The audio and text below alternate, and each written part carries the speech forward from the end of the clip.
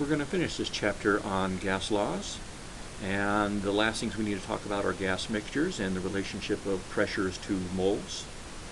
We'll be introduced to the kinetic theory of gases, which states that gases are a collection of fast-moving gas molecules. And then we'll actually be able to calculate the velocity of gas molecules based on the temperature and the molar mass of those gases. And then there's a few other types of calculations that come from that equation. And then we'll quickly talk about real gases and the relationship to ideal gases, and then we'll do our normal review. Okay, let's do our normal warm-up. And so our first question asks, a gas in a flexible container occupies 128 liters at 225 degrees C and 921 torr. Find the volume when the temperature is 22 degrees C and the pressure is 572 torr. Okay, we're going to use our units for this, and so V2 must get its units from somewhere, and that would be V1. Then the other factors affecting the system are the pressure and the temperatures. So P goes over P and T goes over T. And now I ask, if I increase my pressure, does that increase my volume? And the answer is no, telling me that they're inversely proportional, and hence the new guy, P2, goes on the bottom. If I increase my temperature, does that increase my volume? Yes, they are directly proportional, and hence the new guy, T2, goes on the top. The nice thing about this technique is not only does it give us the equation that we need, but it's already isolated for the variable that we're after. Okay, we already have this data, so let's plug it all in. And once again, make sure that your temperatures are always in kelvins. And I come up with 122 liters. Now don't forget to ask, does our answer make sense? Well, we didn't have a large volume change. Does that match the data? Well, let's see. We had a pressure that went down that would usually match an increase in volume, but we had a temperature that went down which would usually match an increase in volume. So, a decrease in volume. So essentially the two kind of cancel each other. Hence our answer does make sense. Okay, a gas in a flexible container occupies 625 milliliters at 25 degrees C and 0.912 atmosphere. Find the temperature when the volume is 125 milliliters and the pressure is 5.72 atmospheres. Again, we're going to use our units for this. And so, step 1, T2 must get its units from somewhere, and that would be T1. Step 2, the other factors affecting the system are volume and pressure, so I put a V over a V and a P over a P. And now step 3, I need to figure out which goes in the top, the 2s or the 1s. And so I ask, if I increase my pressure, do I increase my temperature? And that has always sat wrong with me to ask that question. So I ask it the other way. If I increase my temperature, do I increase my pressure? Oh, that makes a lot more sense. Yes, it does increase, so they're directly proportional, and so the new guy, P2, goes on the top. Now volume, if I increase my volume, do I increase my temperature? And again, that doesn't really make sense to me to ask that, so I ask it the other way. If I increase my temperature, do I increase my volume? Oh, yes. And so they're directly proportional, and hence the new guy goes on the top. P2 goes on the top. Once again, there's our equation, already isolated for the variable we're after. Let's plug in all of these values. And I come up with an answer of 374 kelvins, or 101 degrees C, so we had a bit of an increase in temperature. Does that match the data? Well, we had a volume decrease, which would normally mean a decrease in temperature, but we had a significant pressure increase, which would match an increase in temperature. So yes, an increase in temperature does make sense. I hope you're getting used to always asking yourself that question, does my answer make sense? Next, a rigid container holds 3.79 liters of a gas. If there are 2.23 moles of the gas in the container at 1 atmosphere, then what's the temperature of the gas? Okay, we don't have a changing gas system this time. We are going to use our units and our normal step 1, which is always what are we after, and we're after the temperature, so kelvins.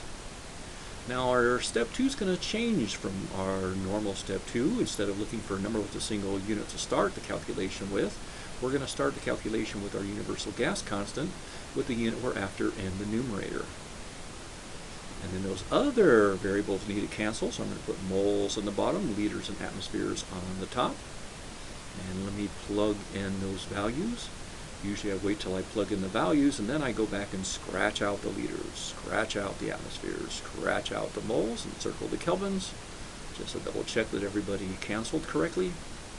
And when I put this all on my calculator, I come up with 20.7 kelvins. When I first asked, does this answer make sense, I'm going to stop and go, whoa, whoa, whoa, that's really cold.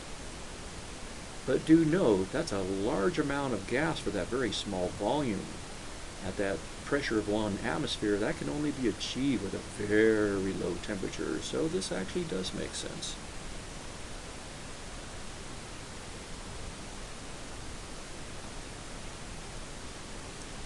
A sample of an unknown hydrocarbon is placed in a 1 liter container, vaporized by heating to 90 degrees C at 1.524 atmospheres. The vapor filling the flask's temperature and pressure weighs 7.974 grams. Calculate the molar mass of this hydrocarbon. Okay, molar mass of a hydrocarbon, molar mass of a gas. Okay, we're using our units for this, and our normal step 1, the molar mass would be grams per mole. Since this is a gas, we're going to just use our gas law approach and throw out a big denominator line, I should say.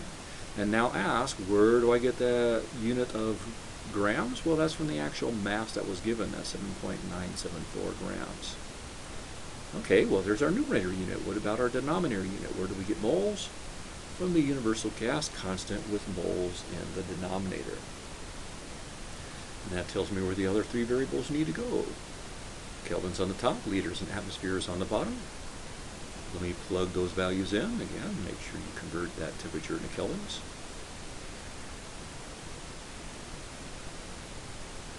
And 0 degrees C is 273.15 Kelvin, so that's where that 0.15 came from.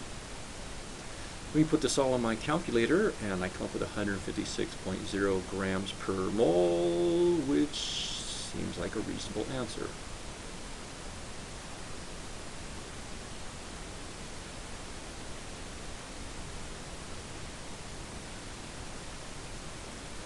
Next, we're asked to calculate the density of argon at 22 degrees C and 0.851 atmospheres. And I would remind you, at any time you can stop the play of this recording, do your own work, come up with your own answer, and then continue and see what answer I come up with.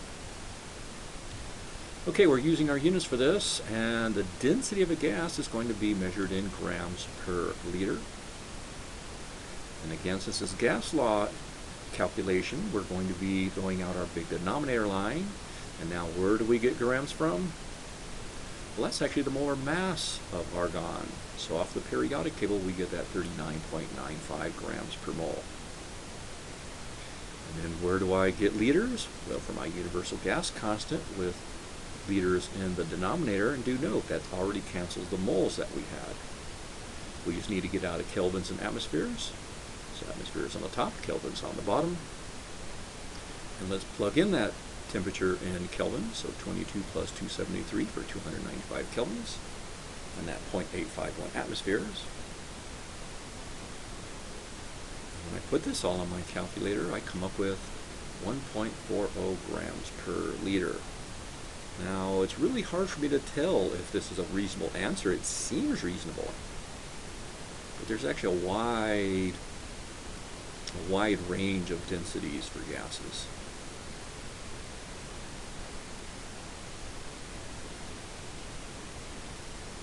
Okay, ammonia is produced by the reaction where hydrogens and nitrogens react to form ammonia. Now, how many liters of ammonia at 25 degrees C and 0.910 atmospheres can be formed when 100 liters of nitrogen at 25 degrees C and 0.910 atmosphere reacts with excess hydrogen? Okay, well, let me see. I have both the ammonia, which I'm after, and the nitrogen at the same temperature and pressure. So that's going to simplify my calculation greatly. Remember, participants in a gaseous reaction relate through volume ratios equal to the mole ratios if they're at the same temperature and pressure. And I have excess hydrogen, so I don't have a limiting reactant problem. Okay, we're going to use our normal unit approach. We're after liters of ammonia. And start with that 100 liters of nitrogen. So our normal step 1 and step 2. Step 3, out of liters of nitrogen, can I go straight to liters of ammonia? And the answer is yes, but only because they're at the same temperature and pressure. If they weren't, then we'd have to do a lot more to calculate this. And again, the volume ratio is equal to the mole ratio, so that 2 associated with ammonia is going to be the number of liters of ammonia. The 1 associated with the nitrogen is going to be the number of liters of nitrogen. And hence 200 liters of ammonia could be produced from that 100 liters of nitrogen.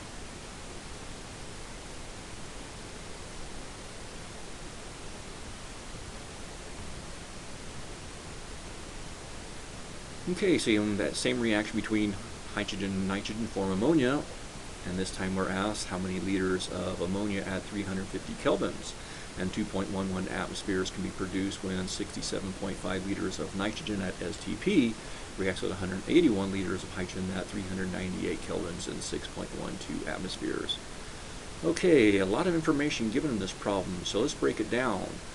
How many liters of ammonia is what we're asked for, and we're given a temperature and pressure that's not STP, and what we need is the number of moles of ammonia, which we're going to get from that information on the reactants, the nitrogen and the hydrogen.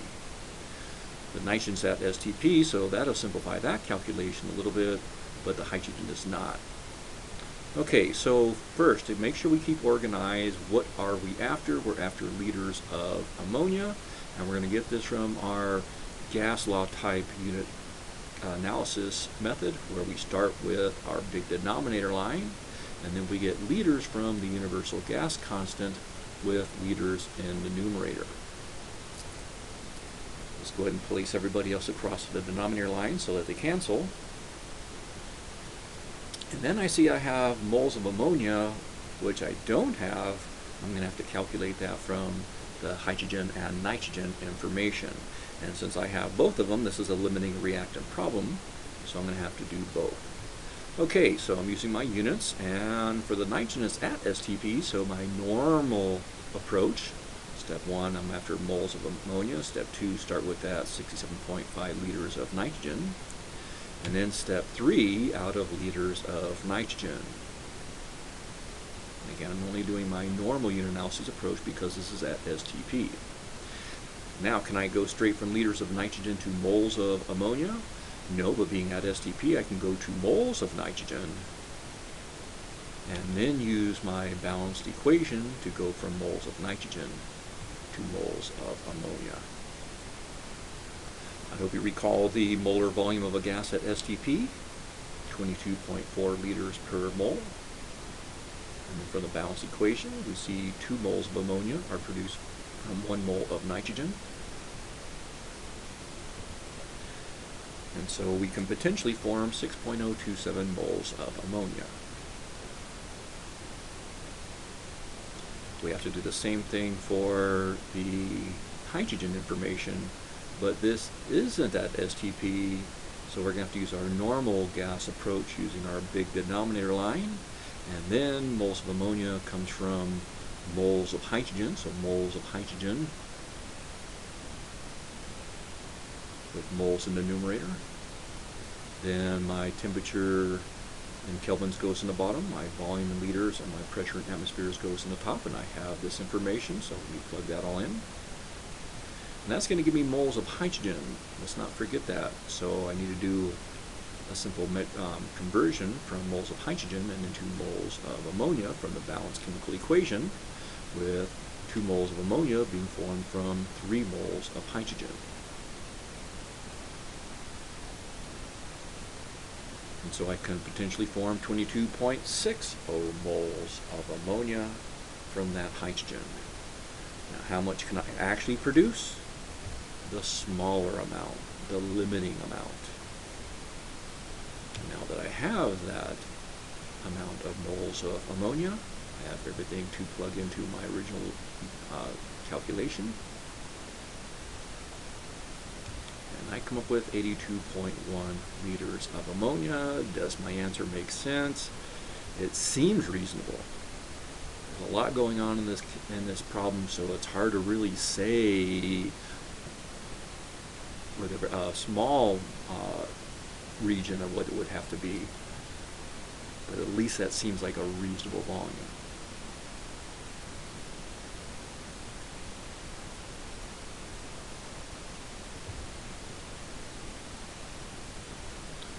Okay, on to gas mixtures, and let me talk about partial pressures. The partial pressure of a gas is essentially the pressure that gas would exert if it was the only gas in that container all by itself. So this may seem kind of odd, but if I have this mixture of gases, I don't worry about the other gases to calculate the partial pressure of one of those gases. Now, the total pressure of the system is going to be the sum of all of the partial pressures of all the gases in the mixture. So the total pressure is equal to the pressure of gas 1 plus gas 2 plus gas 3, etc. Now, often we use this when it comes to wet gases, and this is when we may be collecting gas over water. And there are some chemical reactions where we might be doing that.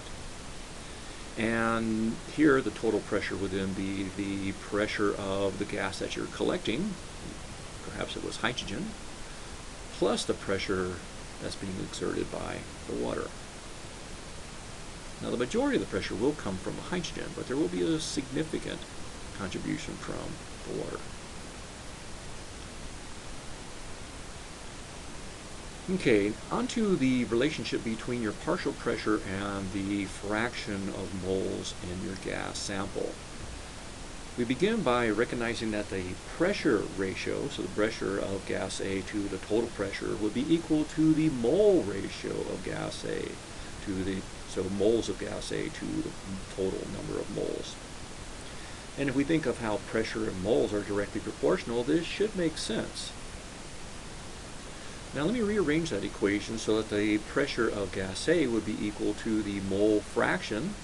So the number of moles of A over the total number of moles would be the mole fraction of A times the total pressure. Now sometimes we're actually given the mole fraction, and so let me rewrite that equation as the partial pressure of gas A is equal to the mole fraction of A, represented as X of A, times the total pressure.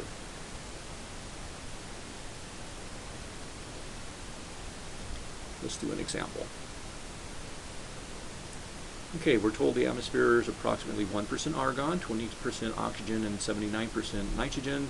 What are the partial pressures of each gas at sea level where the pressure is 760 torr?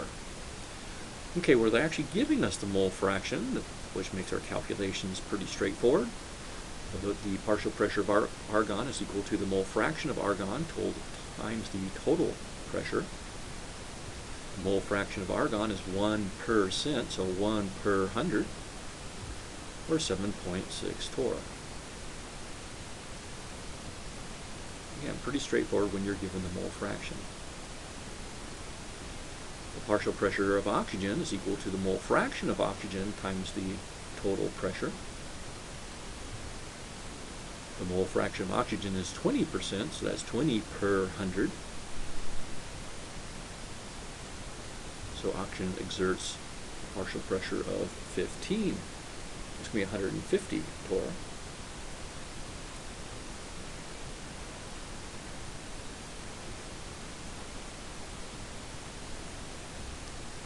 And the vast majority of the atmosphere is nitrogen. Its mole fraction is 79%.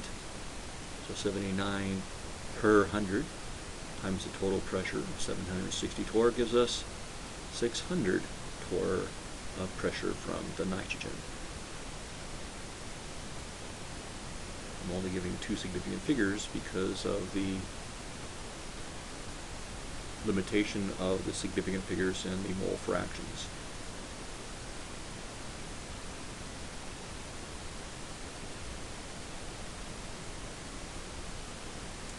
Okay, on to the kinetic theory of gases, which describes gases as fast-moving molecules. Well, there's a few things I want to go over to set the stage. First, a gas is a collection of molecules that are relatively far apart from each other, so they have a lot of room to move around. and they are in rapid, random, straight line motion and are constantly colliding with each other and with any object in their environment. This fast motion is essentially what's going to end up giving them kinetic energy.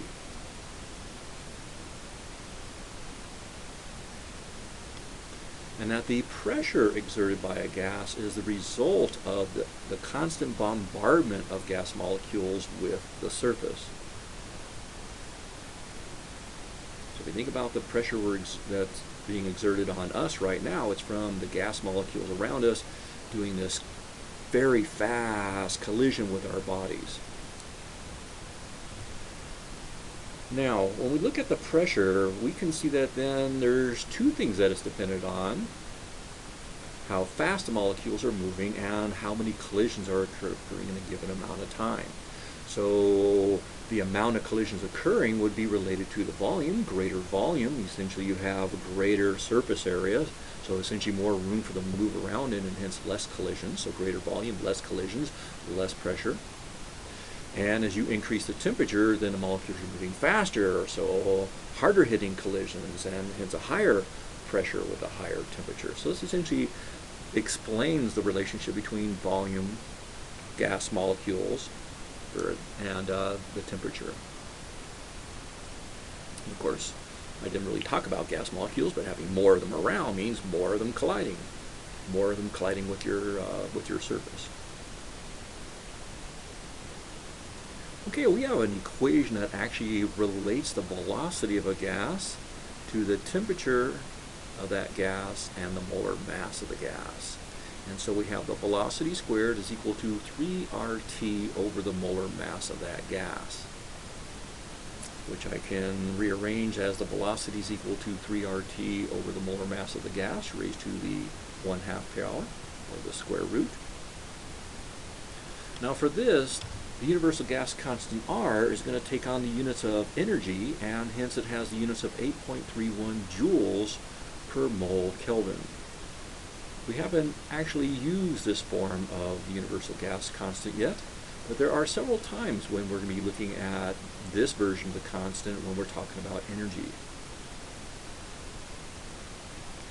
Now, you may know from physics that a joule is a Newton meter, and a Newton is a kilogram meter per second squared, and hence a joule is a kilogram meter squared per second squared. Now, since we're interested in grams instead of kilograms, that's why it becomes 8.31 times 10 to the third grams per kilogram, gram meter squared per second squared. And don't forget still all over that mole kelvins. So here you can see where we're going to get that velocity for after the velocity, and you can also see where the molar mass and the temperatures essentially would cancel.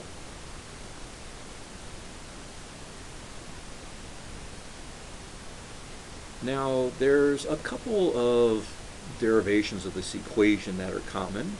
One is essentially to have the same gas at two different temperatures, and so what we're going to do is we're going to take this equation for this gas at temperature 2 and divide it by this gas at temperature 1, and what that does, that gets rid of the 3 and the R and the molar mass, and it simplifies down to then the velocity ratio is equal to the temperature ratio raised to the 1/2 power. Now what's more common is to talk about two different gases at a constant temperature. And again, we would use one equation, so the velocity is equal to 3RT over the molar mass of gas A, and divide that by, well, let me be consistent with what I've done here, over gas B, and then divide this by the velocity of gas A, which will be equal to 3RT over the molar mass of gas A. And then when you divide one by the other, you get rid of the 3's, the R's, and the T's, and you're left with the velocity ratio of gas B to A is equal to the inverse molar mass ratio to the 1/2 power. And so again, U of B is the velocity of B, U of A is the velocity of A, and normally we're going to be working with a ratio of those two, not their absolute values. and the molar mass of gas A and molar mass of gas B. And again, we use this one in several different types of calculations, and we'll see some of those coming up.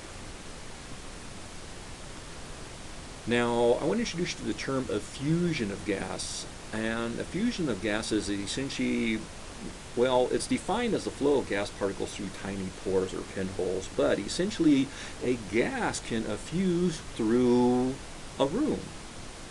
Now imagine that the room you're sitting in is totally still. There's no breeze, no movement, so the gas molecules themselves aren't moving about other than their normal collisions between them. So essentially you don't have a breeze in the room or any drafts. And you release a gas at one corner of that room. It would slowly effuse into the room. So a gas just moving all by itself without the aid of a breeze essentially does its own effusion as well. Now the rates of effusion would be, maybe say the ratio of the rates of effusion would essentially be the same as the velocity ratio.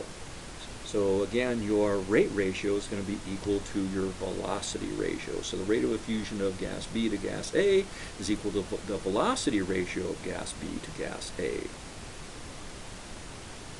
And we saw earlier how that was related to the molar masses of gas B and gas A.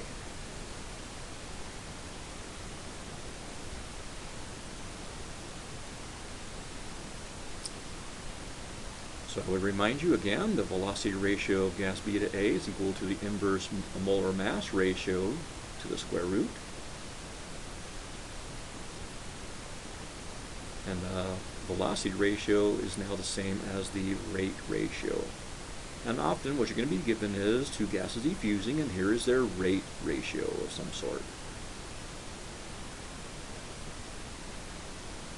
Now I haven't mentioned this yet, but I hope just from our original equation that it makes sense that smaller gas molecules are going to be moving much faster than heavier gas molecules at the same temperature and pressure. So the faster gases are always the lighter gases. Keep that in mind so we can double check our answers. Okay, as an example, we're told a gas that takes 2.42 times as long to effuse as oxygen, so it's going slower than oxygen. Let's double check that. Is it moving faster or slower? The unknown gas is moving slower. At the same temperature and pressure, what is the molar mass of the gas? Well, we're going to take the equation we just worked with, and again, we see this a lot, so you may wish this already derived version of our velocity equation. So the molar mass of our unknown to the molar mass of our known oxygen to the square root is equal to the rate ratio of the oxygen to the unknown gas.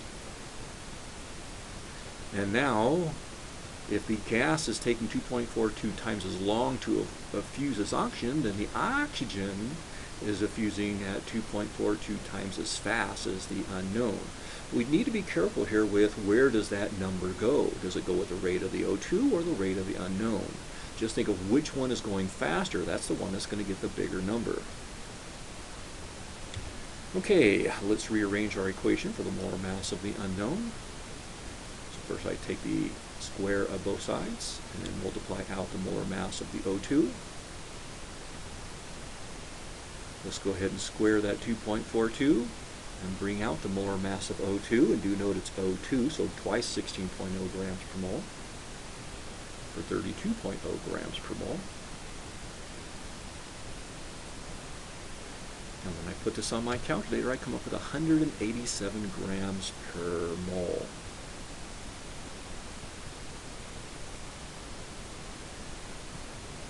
Does my answer make sense? Well, if it's moving over twice as fast, if oxygen is moving over twice as fast, then it's going to have to be over 4 times as heavy. So yes, it does seem to make sense. And yeah, make sure you double check which one is going faster. So which one is going to be more massive. Okay. On to real gases, and we've talked about ideal gases. Well, most gases act as ideal gases under most circumstances.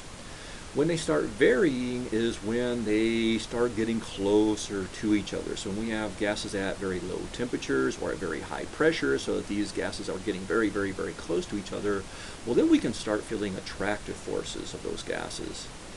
And there's actually some pretty complex calculations that allow us to alter our gas law calculations, but they really don't change them very much, and we're not going to worry about learning those calculations.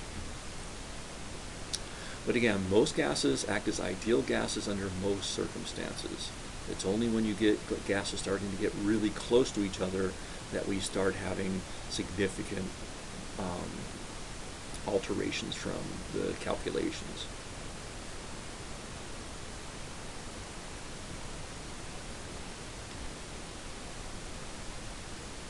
Okay, let's practice some of the things that we've learned. And we're told a sample of a smokestack emission was collected in a 1.25 liter container at 572 torr and analyzed. The analysis shows 92% carbon dioxide, 3.6% nitrogen monoxide, 1.2% sulfur dioxide, and 4.1% water by mass.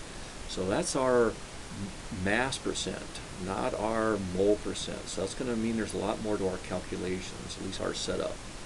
What is the partial pressure of each gas? Well, let me just go ahead and start with partial pressure of carbon dioxide be equal to the mole fraction of carbon dioxide times the total pressure.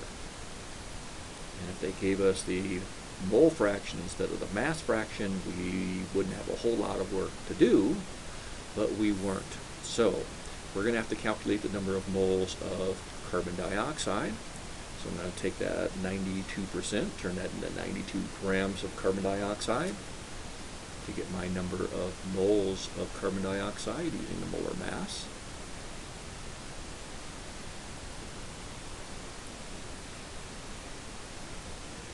And now I need that over my total mass, so I'm going to have to go ahead and calculate the number of moles of nitrogen monoxide, sulfur dioxide, and water as well. So there's a lot of legwork involved with this particular example.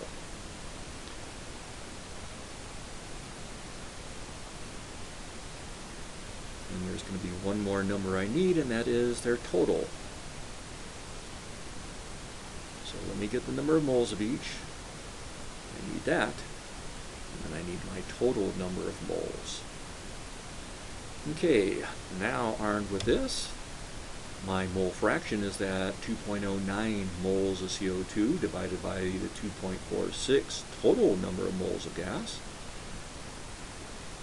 times that given 752 torr per 640 torr.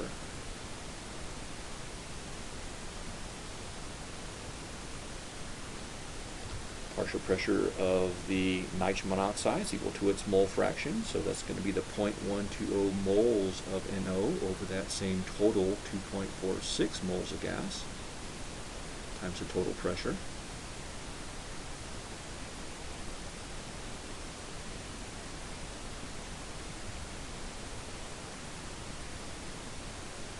And I'm sure it's clear to you what we need to do for the last two gases.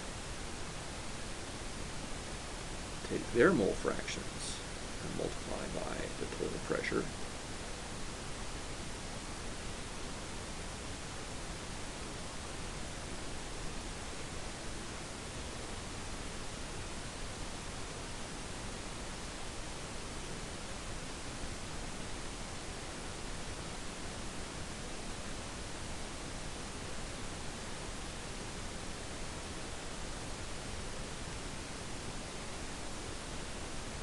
Now we have the partial pressure of each gas.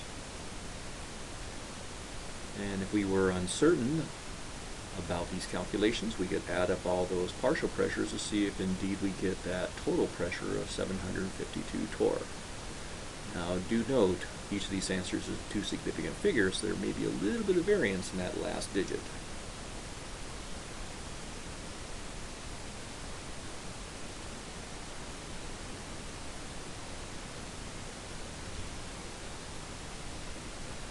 Okay, an unknown gas diffuses 2.828 times faster than oxygen. So it's going faster than oxygen, so it's going to be lighter than oxygen. At the same temperature and pressure, and we're actually asked to identify this gas. Normally we're not going to be asked that. I'll get back to that in a little bit. Okay, our equation, the velocity equation, already put into the form where the molar mass of the unknown to the molar mass of the oxygen to the square root is equal to the rate ratio of the oxygen to the rate of the unknown. So again, it's always simpler to start with this derived version. But if you don't like remembering different equations, you could just start with the velocity equation and rearrange it to get to this. Okay, let's go ahead and square both sides. And again, make sure that that bigger number goes with the guy who's going faster, the smaller gas, the unknown in this case. Multiplying out the molar mass of O2, and again, O2 has a molar mass of 32 grams per mole. And squaring that 1 over 2.828, we get 1/8 of that 32 grams per mole. For a molar mass of 4.0 grams per mole. And there's only one gas that has a molar mass of 4.0 grams per mole. And what would that gas be? Helium. Now normally I can't ask this question because, for example, the molar mass of 28 grams per mole could be either carbon monoxide or dinitrogen. 44 grams per mole could be propane or carbon dioxide. So when we get to higher and higher molar masses, there can be many gases that can have those molar masses.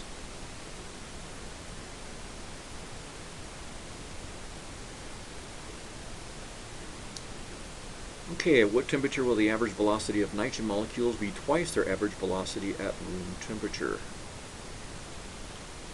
Okay, let's go back to that first derivation for the relationship of temperatures to velocities. And again, that will be the square root of T2 over T1 is equal to the velocity at temperature 2 over temperature 1.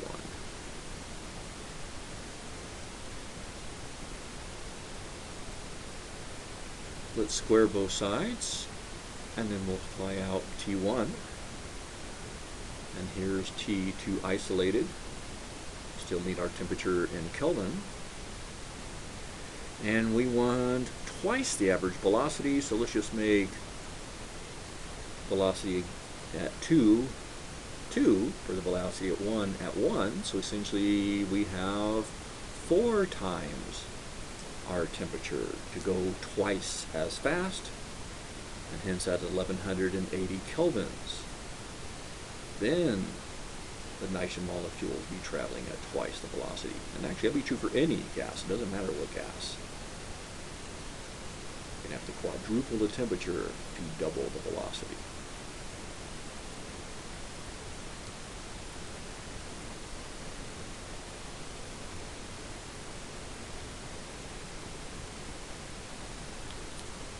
Okay, what is the average velocity of nitrogen molecules in the atmosphere at room temperature? Well, this is one of the rare times when we actually start with and use our primary equation, the velocity equation. Velocity squared is equal to 3RT over the molar mass.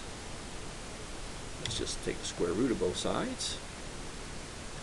And then let me remind you that R has the form of 8.31 times 10 to the third gram meter squared per second squared over mole kelvins.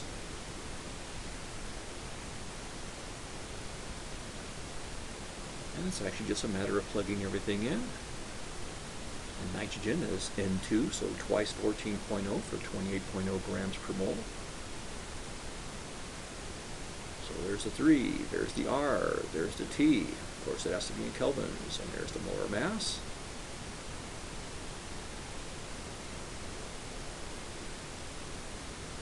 When I put this on my calculator, I come up with 512 meters per second.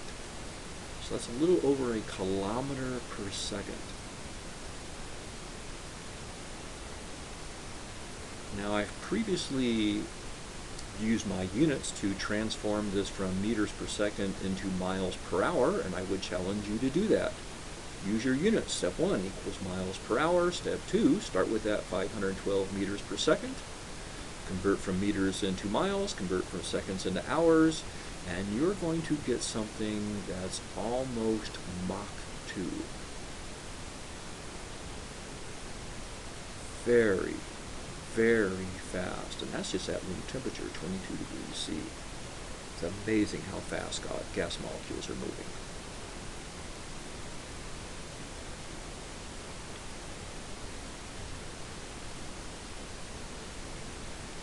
Okay, that concludes this lecture, and that concludes this chapter on gases.